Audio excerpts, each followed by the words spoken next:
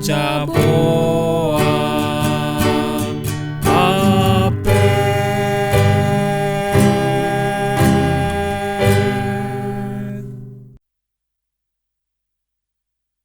Pak, pernah ngalamin suatu keadaan di mana kita sudah memberikan semua yang terbaik dari hidup kita, seperti waktu, usaha, uang, tenaga, dan doa, tapi apa yang diharapkan tidak kunjung datang. Mungkin kita sudah memberikan yang terbaik untuk suatu hubungan, untuk suatu bisnis, untuk suatu proyek kemanusiaan atau proyek lainnya, tapi tidak ada hasil apapun yang terlihat seperti yang kita inginkan. Lalu, kita mulai merasa lelah, merasa terkuras dan bingung harus bagaimana lagi untuk sesuatu yang kita usahakan berhasil atau supaya hidup ini bisa menjadi lebih baik. Pasti pernah dong. Papa percaya bukan cuma papa, tapi semua orang pasti pernah mengalami keadaan seperti yang Mama gambarkan tadi. Sebenarnya, apa yang Mama gambarkan adalah ciri dari rasa putus asa. Putus asa adalah keadaan emosi atau perasaan kurangnya harapan, optimisme, dan gairah. Putus asa itu hilangnya keyakinan akan sesuatu atau seseorang menjadi lebih baik atau sukses di masa depan. Orang yang putus asa cenderung berpikir tidak punya masa depan, mengurung diri, merasa tidak bahagia, rendah diri, percaya tidak ada yang bisa membantu, dan kehilangan minat pada objek, aktivitas, peristiwa, dan orang-orang penting yang ada di sekitarnya. Kita harus berhati-hati dengan rasa putus asa, karena rasa putus asa yang berlarut-larut bisa menjadi gangguan mental yang menghancurkan banyak hal dan pada akhirnya bisa mendorong orang untuk mengakhiri hidupnya. Ngomong-ngomong, ada apa, Mah? Kok tiba-tiba bicara tentang putus asa? Keadaan sekarang tidak mudah dilalui oleh semua orang. Kita banyak melihat usaha-usaha yang awalnya baik, tiba-tiba tutup permanen. Harga kebutuhan bahan pokok terus merangkak naik. Bencana-bencana yang terjadi, perang, pandemi yang belum berakhir, persaingan usaha yang tajam, hubungan dan keadaan yang sulit membuat orang menjadi mudah panik dan gelisah. Jika kita tidak menjaga hati dan pikiran dengan baik, kita bisa jatuh pada rasa putus asa. Itu bener, Ma. Rasa putus asa bukan hal yang sepele. Rasa putus asa harus cepat diatasi dengan baik sebelum menghancurkan banyak hal. Saat merasa putus asa, kita harus menguasai diri dan tetap tenang. Jangan membiarkan diri kita dikuasai perasaan dan pikiran negatif. Disiplinkan pikiran kita untuk merenungkan pikiran-pikiran positif. Tetap hidup dengan baik seperti makan cukup, tidur cukup, dan berolahraga. Alihkan fokus dari diri sendiri pada melayani orang lain. Misalnya nih dengan melakukan kunjungan ke panti asuhan, panti jompo. Ada ibu-ibu untuk mengalihkan fokusnya, membersihkan dan merapikan rumah dari depan sampai belakang. Kembangkan sikap bersyukur untuk segala hal yang masih kita miliki.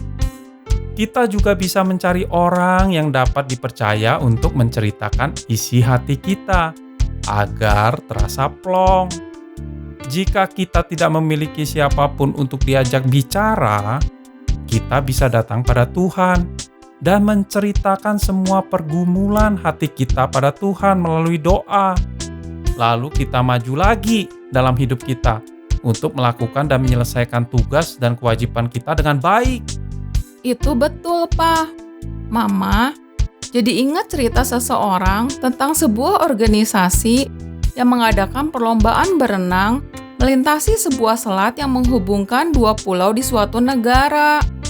Ini adalah perlombaan renang melintasi selat yang pertama kali diadakan di tempat itu. Panitia menyiapkan semuanya dengan baik, seperti tim medis, helikopter yang berpatroli selama pertandingan, tim yang meliput seluruh jalannya pertandingan, dan lain sebagainya. Hadiah yang ditawarkan sangat menarik, dan banyak orang yang mendaftarkan diri untuk mengukir sejarah sebagai orang pertama yang berenang melintasi selat itu dan mendapatkan hadiah yang fantastis. Hari pertandingan pun tiba. Semua peserta sudah siap pada posisi mereka masing-masing.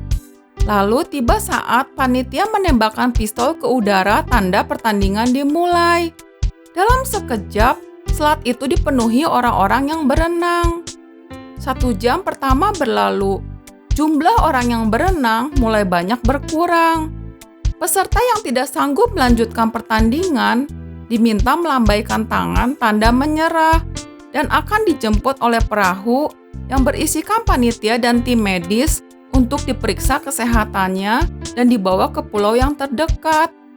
Setelah beberapa jam berlalu, didapati seorang perenang yang tetap berenang melintasi selat itu. Semua awak media meliput dan menyemangatinya. Ketika jaraknya tinggal kurang dari 1 kilometer mencapai garis finish, tiba-tiba perenang ini melambaikan tangannya tanda menyerah. Tim medis datang dan mengangkatnya masuk ke dalam helikopter. Ketika dalam ketinggian, perenang ini dapat melihat jarak tempat dia menyerah dengan garis finish hanya tinggal beberapa ratus meter saja. Kabut yang menutupi pulau tujuan dan dinginnya air di selat itu membuatnya mengambil keputusan yang sangat disesalinya. Perenang ini berkata, seandainya dia tahu bahwa dia sudah sangat dekat dengan garis tujuan, dia tidak akan menyerah dengan mudah. Mama sangat tersentuh mendengar cerita ini. Kita bisa belajar dari apa yang dialami perenang itu. Mungkin saja kabut menutupi garis tujuan kita untuk mencapai apa yang kita inginkan. Mungkin saja dinginnya keadaan membuat kita merasa putus asa dan ingin menyerah. Kita harus menguatkan hati dan membulatkan tekad untuk terus berjuang, karena mungkin saja garis finish hanya tinggal beberapa ratus meter di depan kita. Mama pernah mendengar seseorang bilang, kita harus menjadi seorang tawanan harapan, seseorang yang terus berharap dan tidak pernah berhenti berharap. Terus memiliki harapan adalah satu-satunya cara untuk tidak jatuh dalam rasa putus asa. Itu betul, Ma. Papa setuju. Kabut yang ada di depan kita dan sulitnya keadaan